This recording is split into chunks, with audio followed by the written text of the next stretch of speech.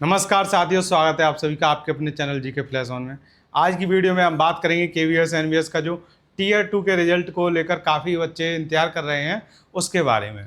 तो देखिए, रिजल्ट की अपडेट मैं आपको इस पूरी वीडियो में देने वाला हूं। उसके लिए हम जो केवीएस 2022 का एग्ज़ाम हुआ है उस पर एक नज़र डालेंगे और उसके बाद इसकी आगे की बात हम करने वाले हैं। तो देखिए, सबसे पहले तो मैं आपको ये बता दूं कि ये एक प्रोटेस्ट चल रहा है आज, और वो 10 जुलाई आज है ही। सीबीएसई हेडक्वार्टर पे आपका ये प्रोटेस्ट चल रहा है, और ये प्रोटेस्ट केवल केवीएस, एनवीएस और ईएमआरएस भी, इसके साथ जो भी उसके स्टूडेंट हैं वो सब जुड़े हुए हैं इस प्रोटेस्ट में। और वो सीबीएसई हेडक्वार्टर पर जाकर प्रोटेस्ट कर रहे हैं रिजल्ट को लेकर कि उनका जो रिजल्ट है वो जल्दी से जल्दी जारी किया जाए, उसमें इतना समय क्यों लगाया जा रहा है। अगर आपको समय लगाना ही था तो सबसे पहली बात तो ये है कि टीयर 1 का रिजल्ट आपने 1 महीने के अंदर दे दिया, और उस रिजल्ट के तुरंत बाद उसके टीयर 2 का एग्ज़ाम करा लिया, जबकि पूरा सिलेबस वगैरह सब कुछ चेंज था इस बार। और उस चेंजिंग में एक नई चीज़ और थी कि हर बार जो रिटन एग्ज़ाम होता था वो केवल ऑब्जेक्टिव मोड में होता था। इस बार आपका डिस्क्रिप्टिव पेपर था, 40 नंबर का केवीएस में डिस्क्रिप्टिव पेपर आपका लिया गया है। तो इस वजह से और बच्चों को पढ़ने में दिक्कत रही और उनको नई स्ट्रेटजी बनानी पड़ी और नए सिरे से पूरी तैयारी करनी पड़ी। अब ये सब होते हुए भी देखिए, इन्होंने एग्ज़ाम इतनी जल्दी करा लिया, लेकिन जो टीयर 2 का रिजल्ट है उसका रिजल्ट निकालने में इतना समय लगा रहे हैं। अब उसका समय लगने का क्या कारण है वो सब पता पड़ेगा आज सीबीएसई हेडक्वार्टर पर, और उसके साथ साथ कब तक ये रिजल्ट निकालेंगे वो भी पता पड़ सकता है अगर ये प्रोटेस्ट हमारा सक्सेसफुली रहा तो।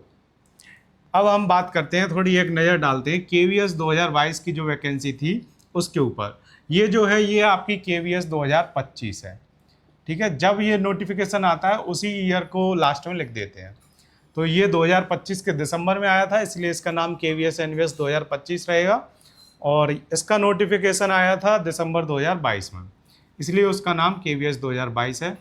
और केवल पीआरटी की जो पोस्ट है उसके रिजल्ट पर हम बात करेंगे, क्योंकि उससे पहले और भी रिजल्ट आते रहे थे साथ के साथ, लेकिन हम केवल अभी पीआरटी के रिजल्ट की बात करने वाले हैं। सबसे लास्ट ज़्यादातर पीआरटी का ही रिजल्ट आया था। तो इसका जो एग्ज़ाम है पीआरटी का, ऑनलाइन मोड में एग्ज़ाम हुआ था, और 180 क्वेश्चन थे आपके 180 मिनट के लिए, यानी कि 3 घंटे में आपको 180 क्वेश्चन करने थे। अब एग्ज़ाम का जो टाइम था ऑनलाइन होने की वजह से वो एक दिन में नहीं हुआ था, तो 21 फरवरी से 28 फरवरी तक आपका जो ऑनलाइन एग्ज़ाम था पीआरटी का वो हुआ था। अब आप देखेंगे 21 फरवरी से 28 फरवरी अलग अलग दिन लगातार एग्ज़ाम हो रहा है, तो इसको जो रिजल्ट है वो आने में टाइम लगने वाला था, इसको देरी से आना था। लेकिन कितनी देरी लगनी थी उसमें सबने सोचा था ज़्यादा से ज़्यादा 2 महीने 3 महीने।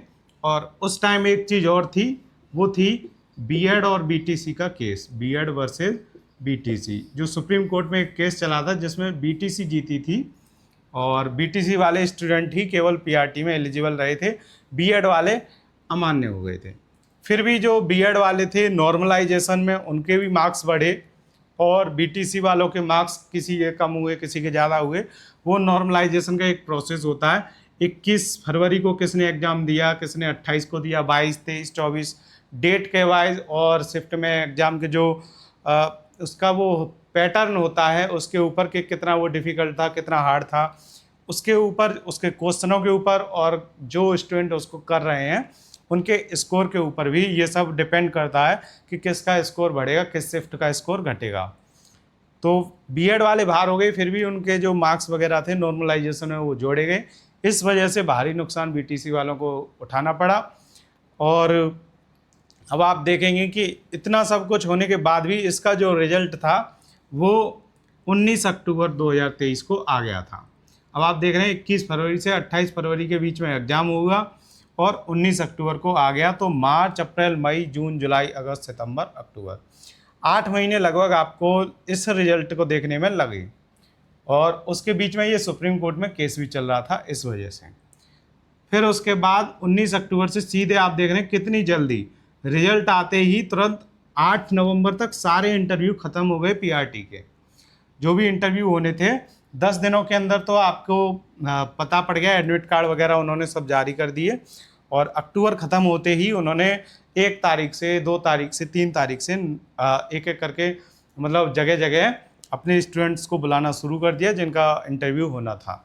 ठीक है, तो 8 नवंबर तक उनके इंटरव्यू भी हो गए थे और जो फाइनल रिजल्ट था वो अगले 20 दिनों में आपका आ गया था।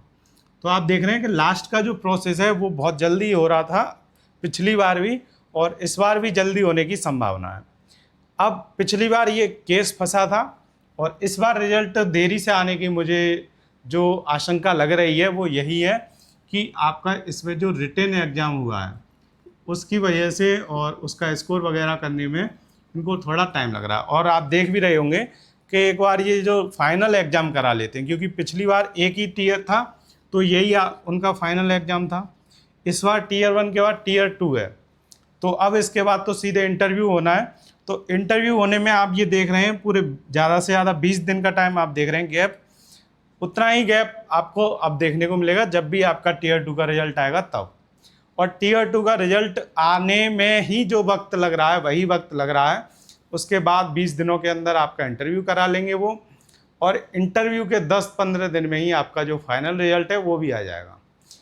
तो आप देख रहे हैं कितनी जल्दी सारे काम हुए थे पिछली बार, और वही सब होने वाला है इस बार।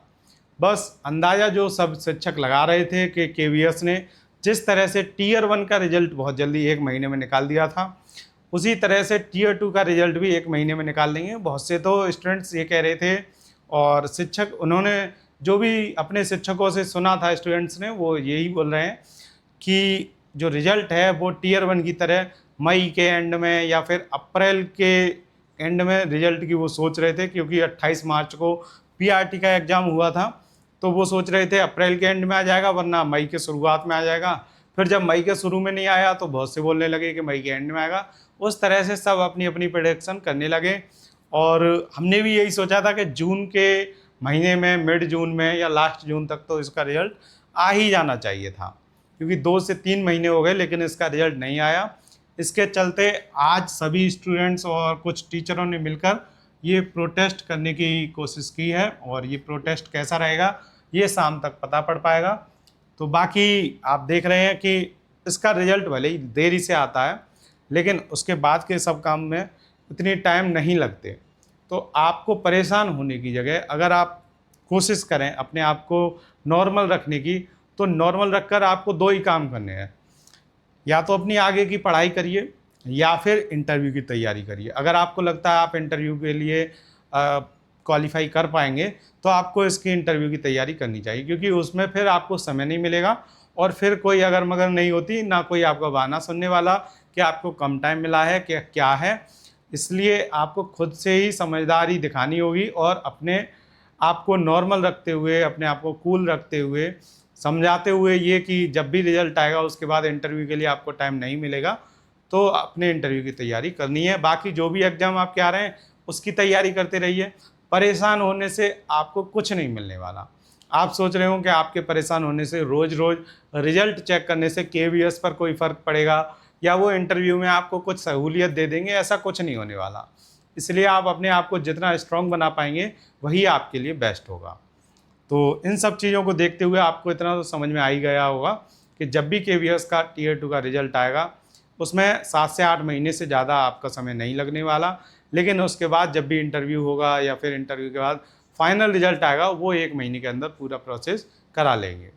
तो आपको अपनी इंटरव्यू की तैयारी करनी है, उसके साथ साथ अपने आप को भी संभालना है, जो कि आप बार बार रिजल्ट चेक कर करके परेशान ना हो। तो इतना आपको मेंटली स्ट्रांग होना पड़ेगा कि आप इन छोटी मोटी चीज़ों से परेशान ना हो कि रिज़ल्ट नहीं आ रहा है या फिर वो जल्दी आना चाहिए और कितना वेट करें। ये सब चीज़ें आपको अपने आप ही समझानी होंगी। ठीक है, तो मेरा आज की वीडियो से यही एक पूरा कंक्लूज़न निकलता है कि आपने देख लिया पिछली बार किस तरीके से, पिछली बार के स्टूडेंट्स को तो ये सब चीज़ें देखनी पड़ी।